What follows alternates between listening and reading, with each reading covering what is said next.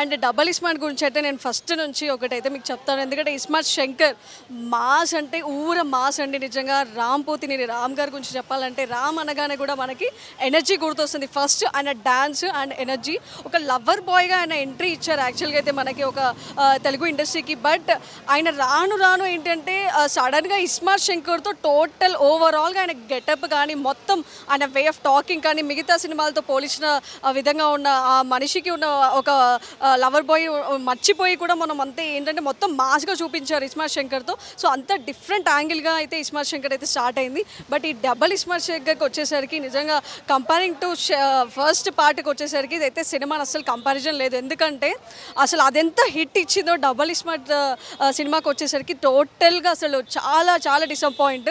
ఎందుకంటే నిజంగా పూరి జగన్నాథ్ అసలు సినిమా ఎందుకు తీశారు అనేది ఒక క్వశ్చన్ మార్క్ అయితే ఫస్ట్ పబ్లిక్లో అయితే వస్తుంది అని అయితే నేను అనుకుంటున్నాను. ఎందుకంటే నేను చూసినంత వరకు అయితే నాకు ఫస్ట్ హాఫ్ అసలు నచ్చలేదు.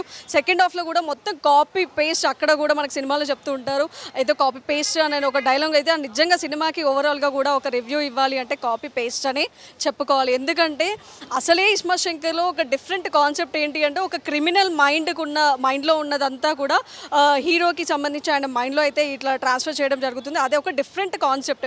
కానీ చూపించడం అనే వే ఒకటి వచ్చేసి అది ఇస్మార్ట్ శంకర్లో బాగా కన్వే అయింది, అది బాగా రీచ్ అయింది కూడా పబ్లిక్కి. కానీ దీంట్లో వచ్చేసి సంజయ్ దత్ గారిని అసలు నిజంగా తీసుకోవడం, ఆయన బాలీవుడ్లో ఎంత హై పొజిషన్లో ఉన్నారు, ఎంత మంచి యాక్టర్ అయినా, కానీ ఈ సినిమాలో ఆయనని అసలు ఉన్నారా సంజయ్ దత్ గారు అన్న ఒక పిక్ తీసుకోవాలి అని అంటే అసలు ఆయన అలా లేదు. ఎందుకంటే ఒక విలన్ ఉన్నాడు, ఓకే విలన్ రోల్ ఒక మనిషి ఉన్నాడు అన్నట్టుగా చూపించారు తప్పితే సంజయ్ దత్ గారికి అంటూ ఒక ప్రిఫరెన్స్ అనేది అయితే ఈ మూవీలో లేదు. ఎందుకంటే అట్లీస్ట్ కాన్సెప్ట్ని కాస్త మార్చి ఒక విలన్కి కూడా ఆయనకంటూ ప్రత్యేకంగా ఒక క్యారెక్టర్గా ఒక విలన్ క్యారెక్టర్లో అయినా కూడా కొంచెం కాన్సెప్ట్లో అయితే ఒక ట్విస్ట్ ఇచ్చినట్టుగా కూడా ఒకటి ఆయనకి స్పెషల్గా అయితే ఉంచుంటే చాలా బాగుండేది సినిమాకి. అండ్ రామ్ గారు నిజంగా నేనైతే చాలా డిసప్పాయింట్, ఆయన ఎనర్జీ కూడా కొంచెం తగ్గిందని చెప్పుకోవాలి. సాంగ్స్ లొకేషన్స్ కానీ సాంగ్స్ కానీ అవన్నీ కాపీ పేస్ట్ అని ఈ మధ్య కాలంలో ప్రతి ఒక్క డైరెక్టర్ ఏంటంటే సీక్వెల్ అనుకుంటూ పార్ట్ 1 పార్ట్ 2 తీయడం జరుగుతోంది. కానీ కొన్ని సినిమాలు మాత్రమే ఫస్ట్ హాఫ్లో ఎక్కడైతే ఆగిపోతుందో అది కంటిన్యూయేషన్ తీయడం అనేది సీక్వెల్ అంటారు. కానీ కాపీ పేస్ట్ని సీక్వెల్ అనుకోవద్దు. ఎందుకంటే పబ్లిక్ని నిజంగా ఒక సీక్వెల్ సినిమా వస్తుందంటే ఓకే అదే కాన్సెప్ట్తో వచ్చి ఇంకా డిఫరెంట్ యాంగిల్లో అయితే ఎక్స్పెక్ట్ చేస్తారు. డబల్ ఇస్మార్ట్లో అస్సలు అలాంటి నాకైతే ఎక్కడా కనిపించలేదు. పూరి జగన్నాథ్ గారు మీరు లైంగర్ తర్వాత ఒక మంచి కంబ్యాక్ ఇస్తారేమో అని అయితే పబ్లిక్ అయితే చాలా చాలా వెయిట్ చేస్తున్నారు.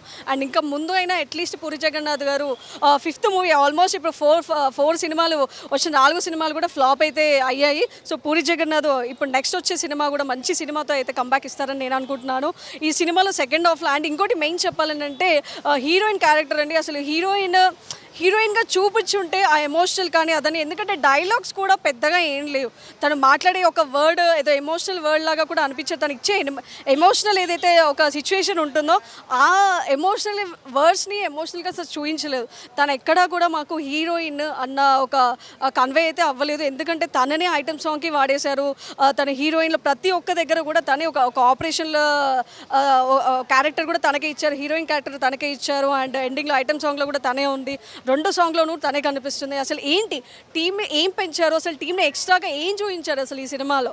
అండ్ ఇంకోటి ఏంటి అంటే ఇస్మార్ట్ శంకర్ ఫస్ట్ పార్ట్ 1లో అయితే ప్రతి ఒక్క సాంగ్ అండి, టైటిల్ సాంగ్, ప్రతి ఒక్క డైలాగ్ కూడా ఇప్పటికీ ప్రతి ఒక్కరు గుర్తుపెట్టుకుంటారు. అలాంటిది ఈ సినిమాలో ఒక్క సాంగ్ కూడా నాకైతే టైటిల్ సాంగ్ కాస్త మనకి అటు ఇటుగా అయితే కొంచెం రీచ్ అవుతుంది. బట్ మిగతా సాంగ్స్తో పోలిస్తే అయితే అసలు ఏం పెద్దగా అయితే రీచ్ అవ్వలేదు. ఈ సాంగ్స్ కూడా అంతగా అనిపించాయి, అయితే సాంగ్స్ కూడా చాలా తక్కువ ఉన్నాయి, అసలు సాంగ్స్కి పెద్ద ప్రిఫరెన్స్ కూడా అంతగా రాలేదు. అండ్ ఇంకోటి పూరి జగన్నాథ్ గారు కొంచెం డైరెక్షన్ అనేది చేంజ్ చేయాల్సింది ఈ సినిమాకి. ఎందుకంటే కాన్సెప్ట్ సేమ్ ఉన్నప్పటికీ కూడా కొంచెం చేంజెస్ అంటూ తీసుకొచ్చి ఉంటే ఇంకా బాగుండేది. రామ్ గారు కొంచెం నిజంగా మీరు ఇదే కాన్సెప్ట్తో ఉన్న ఈ సినిమాని ఇంకా బాగా తీయగలరు అనే నమ్మకం అయితే హీరోగా మీ మీద మాకు ఉంది. అండ్ పూరి జగన్నాథ్ గారి మీద కూడా మాకైతే ఆబ్వియస్గా ఉంటుంది, ఎందుకంటే ఆయన చాలా హిట్లు ఇచ్చిన ఒక డైరెక్టర్ కాబట్టి. ఈ సినిమా కాస్త నిజంగా మంచి మాస్ సినిమా కాబట్టి కొంచెం బీసీ దగ్గర అయితే బాగా, ఎందుకంటే యూత్కి బాగా కనెక్ట్ అయ్యే సినిమా. కానీ దీన్ని ఇంకొంచెం చేంజ్ చేసి కొంచెం తీసుంటే అయితే బాగా రీచ్ అయ్యేదని చెప్పుకోవాలి. సేమ్ కాన్సెప్ట్ ఉన్నా అందరూ సీక్వెల్ అనుకుంటున్నా వెళ్ళాను కాబట్టి ఇంకొంచెం చేంజెస్ అయితే చూపించుంటే బాగా బాగా హిట్ వచ్చేది. Puri Jagannadh wish you all the best. And Ram గారు మీరు ఇంకా అట్లీస్ట్ వచ్చే అప్కమింగ్ సినిమాకైనా అట్లీస్ట్ మీరు 100% ఇస్తూ కూడా ఒక మంచి ఇంకా డిఫరెంట్ గెటప్తో రావాలని అయితే కోరుకుంటున్నాను. క్లైమాక్స్కి వచ్చేసరికి అంటే డిఫరెంట్గా ఇచ్చారు నిజంగా. సేమ్ లొకేషన్ కానీ సేమ్ కాపీ పేస్ట్ అండి.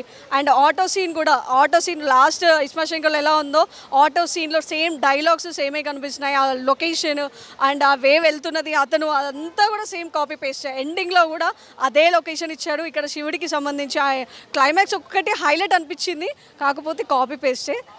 ఓకే, ఓవరాల్గా అయితే సినిమాకి ఒక 2.5 అలా ఇవ్వచ్చు. బట్ రామ్ గారి ఎనర్జీ కూడా కొంచెం ఈ సినిమాకి అయితే తగ్గింది.